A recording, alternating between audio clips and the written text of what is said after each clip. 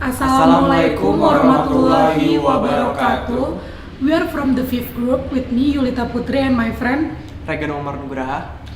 And also I am VERRELL ANINDRA QAULY. Okay, we want to discuss about chapter 7, motivation 2, equity, Expectancy, and goal setting. and let's enjoy our discussion. Talking about motivation is not complete without talking John Stacy Adams, the pioneer of equity theory.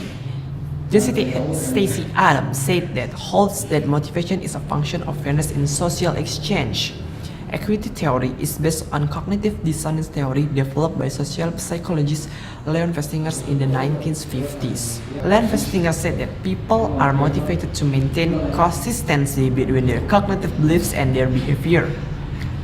Perceived inconsistencies create cognitive dissonance or psychologist discomfort, which in turn motivates corrective action. The example is, if there's a cigarette smoker who sees a heavy smoking relative die of lung cancer, probably will be motivated to quit smoking if she or she attributes the death to smoking.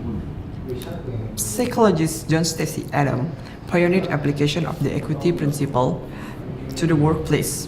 So it was the individual organization exchange relationship. So it was the exchange relationship between the individual and the organization itself. Adams point out two primary components are involved in the employee-employer exchange: inputs and outcomes. So inputs for which he expect or just return. So inputs, it was what employee gives to the organization. Example is training, skills, creativity, seniority, age, personality traits, effort, expense, and personal appearance. On the outcome side, the organization provides such things as pay, bonuses, salaries, friendship benefits, challenging assignment, job securities, promotion, status symbol, recognition, and participation in important decisions. Okay, continue for the next slide is feelings of inequity revolves around a person's perception of whether he or she receives adequate rewards to compensate for his or her contributes inputs. People perform such evaluation by comparing the perceived fairness of their employment exchange to that relevant others. People then compare themselves to other individuals. There are three types of equity relations. First is equity, and second is positive inequity, and the last is negative inequity. Equity exists for an individual when his or her ratio of perceived outcomes to inputs is equal to the ratio of outcomes and inputs for a relevant coworker. And then negative and positive inequity. For the negative inequity is comparison in which another person receives greater outcomes for similar inputs. And then for the positive inequity is comparison in which another person receives lesser outcome for similar inputs. Dynamic of perceived inequity. Manager can derive practical benefits from Adams' equity theory by recognizing that first, people have varying sensitivity to perceive equity and inequity. And the second is inequity can be reduced in a variety of ways. Okay, let's continue our discussion. People respond differently to the same level of inequity due to an individual difference called equity sensitivity. Equity sensitivity reflects an individual different preference for and reaction to the level of equity associated with any given situation. And then threshold of equity and equity. In this slide, threshold of equity and equity have a three part. First is benevolence. Benevolence is have a higher tolerance for a negative inequity, or the more explanation are people who have a higher tolerance for negative inequity. They are altruistic in a sense that they prefer their outcome or input ration be lower than the ratio of compared to worker. And then second, sensitive adhere to a strict norm of reciprocity and are quickly motivated to resolve both negative and positive inequity. The more explanation about sensitive individual adhere to a strict norm or reciprocity and are quickly motivated to resolve both negative and positive inequity. And then for the last, anti-last. These are individuals have no tolerance for negative inequity. They actually expect to obtain greater output or input ratio than comparison with others and become upset when this is not the case. And then the solution is reducing inequity. Reducing inequity, equity ratio can be changed by attempting to or adjust one input or change one's outcome. So for the example in inputs change, for example like reducing inputs by working fewer hours or exerting less effort. So they change their performance to be lower because they feel inequity.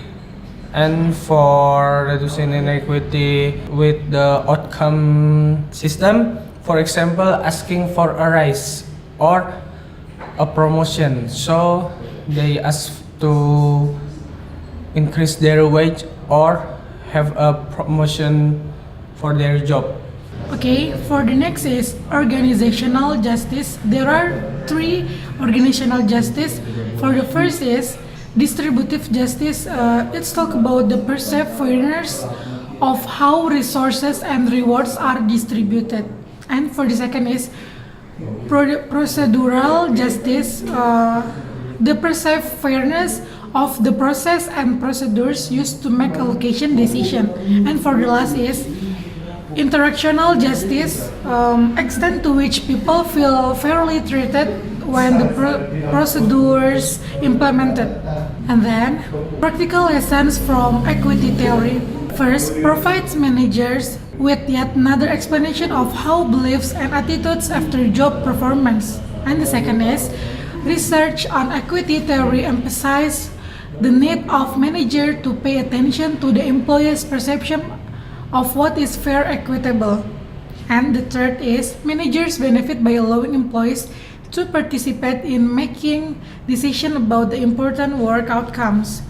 And then for the fourth is employees are more likely to accept and support organizational change when they believe it is implemented fairly and when it produces equitable outcomes. And the fifth is treating employees inequitably can lead by litigation and costly court settlements. And the last is managers should pay attention to the organization's climate for the justice. Right now we'll talk about expectancy theory of motivation. Expectancy theory proposes an individual will behave or act in a certain way because they are motivated to select a specific behavior over other behaviors due to what they expect the result of the selected behavior will be. In a sense, the motivation of the behavior selection is determined by the desirability of the outcome. From's expectancy theory assumes that behavior will result conscious choice among alternatives whose purpose is to maximize pleasure and to minimize pain. So motivation boils down to the decision of how much effort to exert in specific task situation. Expectancy believes that effort leads to a specific level of performance. Expectancy. The following factors influence an employee's expectancy perception: self-esteem, self-efficacy, previous success at the task, help received from others, information necessary to complete the task, good materials and equipment to work with. So self-esteem, self-efficacy is like motivation come up from yourself. And then previous success at the task, if you already have an experience, it will help you to have motivation. Help received from others is maybe people that say motivation quotes to you, maybe like give cheer up you. And then information necessary to complete the task, maybe it's like supervisor support, correct information on the job, And good methods and equipment to work with is time. You have more technology, you have more equipment, you have more material to work with. Maybe you have a lot of book, maybe you have pens on your organization and help you to finish that task. From expectancy theory. Expectancy is the belief that increased effort will lead to increased performance. Example, if I work harder, then this will be better. This is affected by such things as having the right resources available, having the right skills to do the job, and having the necessary support to get the job done. In Fromm's expectancy theory, there's three main components. First is instrumentality, second valence, and the third one is outcomes. Instrumentality is the belief that if you perform well, that a value outcome will be received. The degree to which at first level outcome will lead to the second level outcome. Example, if I do a good job, then it will be good something for me. Maybe good salaries, maybe there's bonuses or other thing. Second, balance. Balance is the importance that the individual places upon the expected outcome. For the balance to be positive, the person must be prefer attaining the outcome to not attaining for it. For example, if someone is mainly motivated by money, he or she might value offers additional time.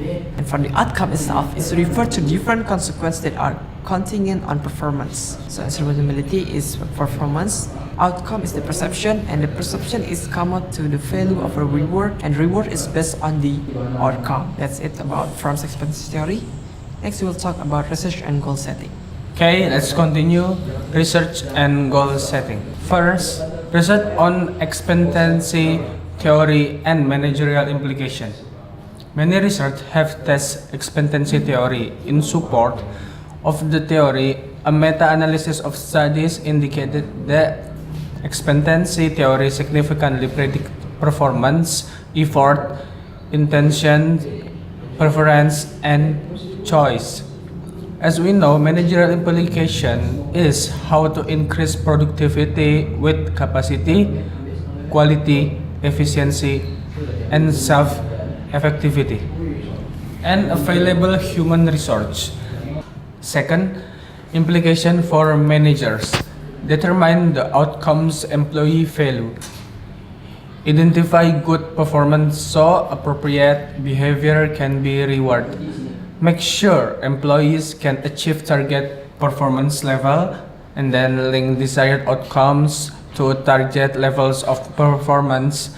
Make sure change in outcomes are large enough, and then the last, monitor the reward system for inequity. The third, we have implication for organization. Reward people for desired performance and do not keep pay decision secret. Then design challenging job. Then tie some reward to group accomplishment to build teamwork and encourage cooperation. Then reward manager for creating, monitoring, and maintaining expectancies, instrumentalities, and outcomes lead to high effort and goal attainment. Then the last, monitor employees' motivation through interview. And then for the fourth, we have motivation through goal setting.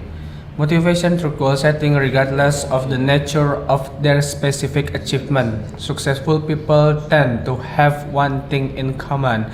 Their life goal oriented. This is as true or for politicians seeking votes as it for world-class athlete.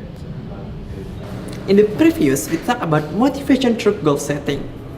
Right now we talk about how does goal setting work. So before we know about goal setting work, we need to know goals definition and background. Goals is what an individual is trying to accomplish. It's the object or aim of an action.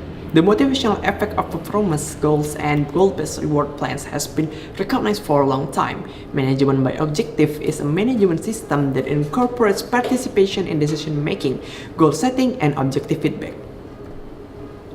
Goal direct attention. One's attention effort toward goal-relevant activities and away from goal-irrelevant activities. I'll give an example. You have a term project due in a few days. Your thoughts and action tend to revolve around completing the project. And then, goals regulate effort. Not only do goals make us selectively perceptive, they also motivate us to act. Example, if the deadlines for turning the term project is near, you will go to choose and finish the project rather than go around playing with your friends, watching television, or go out for nothing. And then goal increase percentage. Within the context of goal settings, percentage represents the effort expended on a task over an extended period of time. And goals foster development and application of task strategies and action plans. Goals can help to encourage people to develop strategies and action plans that enable them to achieve their goals. So that's it about research and goal setting. Let's take to the next material. Okay, now we talk about goal setting research. From the first is insight from goal setting research. Research consistently has supported goal setting is a motivational technique. Reviews of the many goal setting studies conducted over the past few decades haven't given managers 5 practical insights. For the first is specific high goals lead to the greater performance. Goal specificity pertain to quantifiable of a goal. 2 is feedback and chances the effect of the specific difficult goals. Feedback lets people know if they are headed toward their goals or if they are off course and need to redirect their efforts. Needed to adjust direction, effort, and strategies for goal accomplishment. And for the last is participative goals, assigned goals, and self-set goals are equally effective. A summary of goal setting research indicated that no single approach was consistently more effective than others in increasing performance. And for the next is insight from goal setting research for action planning facilities and accomplishment. An action plan outlines the activities or tasks that need to be accomplished in order to obtain goals. Manager can use action plans or vehicle to have performance discussion with employees, and employees can use them to monitor progress toward goal achievement. And for the last is goal commitment and monetary incentivize effect goal setting outcomes. Goal commitment is the extent to which individual is personally committed to achieving a goal. Okay, let's continue practical application of goal setting. First are set goals. There is a guidelines for writing SMART goals. First, specific. Goals should be set in precise rather than a vague terms.